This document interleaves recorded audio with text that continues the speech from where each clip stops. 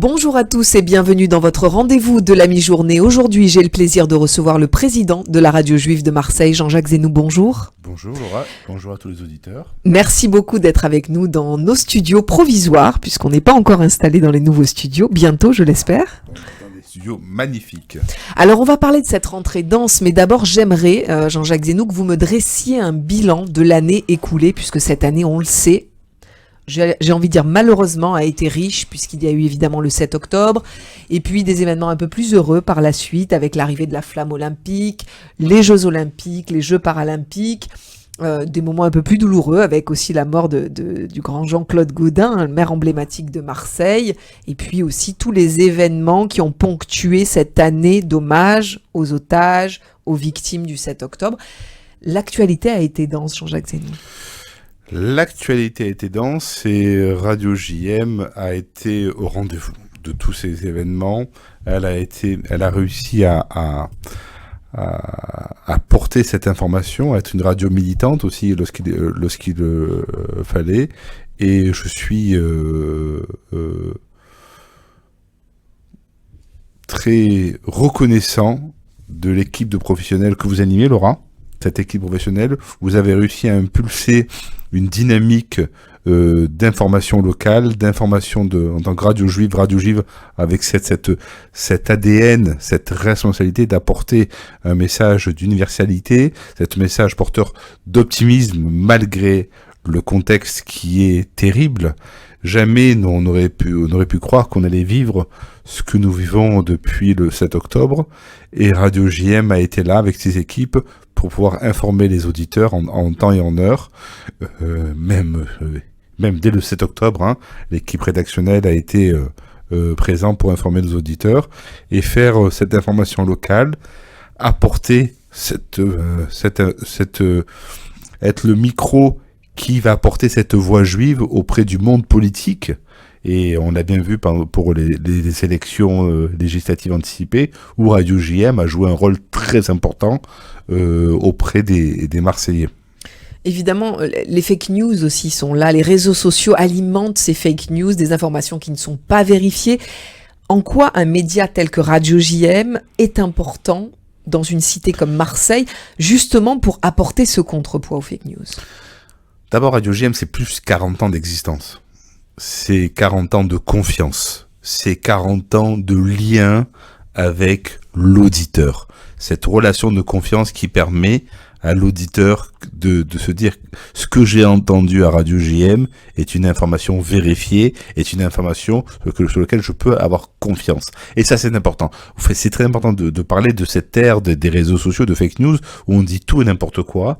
Et nous avons la chance à Marseille d'avoir une radio juive qui peut apporter une information vérifiée et qui est capable aussi d'apporter une information locale, tout en gardant notre identité, notre ADN, en étant militant, mais qui permet de tendre le micro à ce monde politique qui est bouleversé.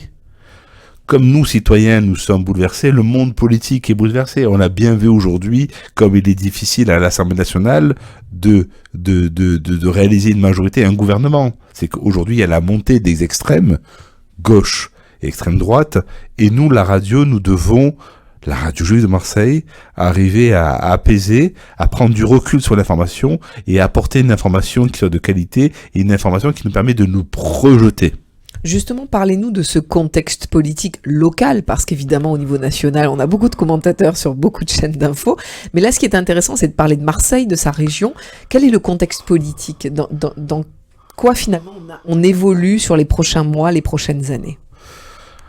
Alors, nous avons des leaders politiques qui sont des amis de la communauté. Je pense à Renaud Muselier, président de la région. Je pense à Martine Vassal, président du département et de la métropole. Et Benoît Payan, qui sont incontestablement des leaders politiques qui sont des amis de la communauté juive. Ça, c'est incontestable. Et les gens peuvent monter et descendre. C'est un fait. Et je peux en témoigner parce que je suis Marseillais. Je milite dans la communauté depuis presque 40 ans. Et j'ai tous vu évoluer. Ce qu'on ne pouvait pas dire pour certains. qui sont plus là. Donc aujourd'hui, nous avons une nouvelle génération qui a une relation avec la communauté. Vous savez, cette nouvelle génération qui avait su dire à un moment donné, la France sans les Juifs n'est pas la France. Ça, c'est incontestable. Ça, c'est quelque chose de très important. Et faut remercier à l'époque Emmanuel Valls, François Hollande, qui l'avait exprimé haut et fort, et Jacques Chirac, qui avait commencé ce travail de réparation sur la responsabilité de la France pendant la Seconde Guerre mondiale, sur la déportation des Juifs de France. Aujourd'hui, nous sommes dans un schéma où tout est brouillé, où tout le monde est perdu. Donc nous devons donner une information, et surtout, les fake news viennent surtout sur Israël, la relation Israël. Et ça, il faut dire que, par contre, sur la relation Israël, nous avons un problème avec la gauche. La gauche qui tombe dans ce piège, cette symbolique à 2 balles pour pouvoir faire plaisir à une population des quartiers, de condamner de manière systématique Israël alors qu'elle est la seule démocratie du Moyen-Orient. Donc nous devons faire un gros travail d'information sur ce qui se passe en Israël. Et c'est assez... alors, nous avons malheureusement 2 guerres qui sont importantes. Nous avons l'Ukraine et la Russie, et nous avons Israël qui se bat contre 3 fronts. Quand vous regardez les informations qui arrivent sur l'Ukraine et sur la Russie, et sur Israël, vous avez de quoi vous devenir fou. Je veux dire, aujourd'hui, nous avons une démocratie qui défend pour son existence et qui lutte contre des terroristes. Donc nous, la radio, nous devons apporter cette information, dénoncer lorsqu'il faut le dénoncer, et nous l'avons fait, et vous l'aurez avec votre équipe rédactionnelle, vous l'avez fait en temps et en heure, et ça c'est ce rappel quel est du rôle de Radio JM dans la cité. J'aimerais que vous me donniez maintenant le pouls au niveau de la communauté marseillaise. Qu'est-ce que cette communauté attend dans ces prochaines semaines, dans ces prochains mois, de Marseille, de ses politiques? Est-ce que le moral est bon? Est-ce que le moral des troupes est bon? D'abord, nous devons être optimistes. Mais ça, je le dois à une autorité rabbinique, spirituelle, qui est partie il y a quelque temps, qui était le Rav Mimoun, qui disait « on se doit d'être optimiste, on doit aller de l'avant ». Donc nous devons aller de l'avant. C'est vrai que quand vous analysez la situation politique et le niveau de l'antisémitisme que nous avons en France, de quoi être effrayé. Donc nous devons dénoncer, apporter, toujours travailler dans la coexistence, parce que nous devons aussi avoir ce travail de coexistence, et nous allons d'ailleurs y travailler sur un projet que nous avons sur le 7 octobre, de toujours travailler avec les autres communautés, parce que c'est la France de demain.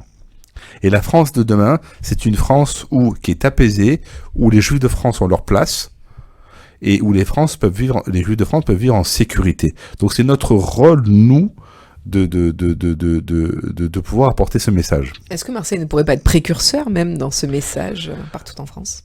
Tout à fait. Nous avons un outil qui avait été créé par le maire Vigourou, qui était Marseille Espérance, qui était un outil formidable de coexistence de communautés.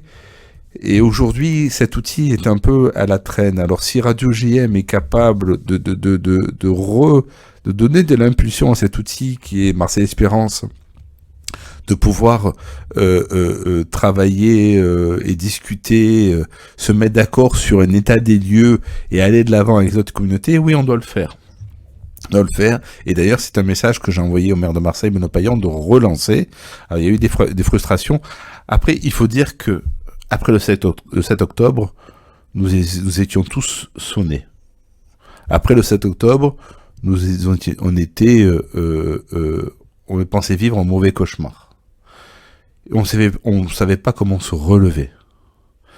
Et je crois que le fait de voir comment Israël, le peuple, a réussi à se relever, et comment ils ont été un exemple pour nous. Et moi aujourd'hui, je voudrais, concernant la communauté juive de France, je voudrais rendre hommage aux femmes Et on s'est rendu compte que dans toutes les initiatives qui ont marqué depuis malheureusement ces 11 derniers mois, les grandes opérations de militantisme ont été portées par des femmes de la communauté. Et elles ont été courageuses. On l'a bien vu ces derniers temps, comme je pense à Anouk Aragonès, la fille de notre amie Isidore Aragonès, comment elle a semaine dernière, table de café, elle était capable d'aller voir ses députés LFI, Bompard et Delogu, comment elle était capable d'aller les voir, c'est preuve de courage. Ces femmes-là, aujourd'hui, sont un exemple pour la nouvelle génération. Et ça, je voudrais leur rendre hommage, parce que je suis, je sais pas, moi qui suis un militant, je sais pas si je l'aurais fait.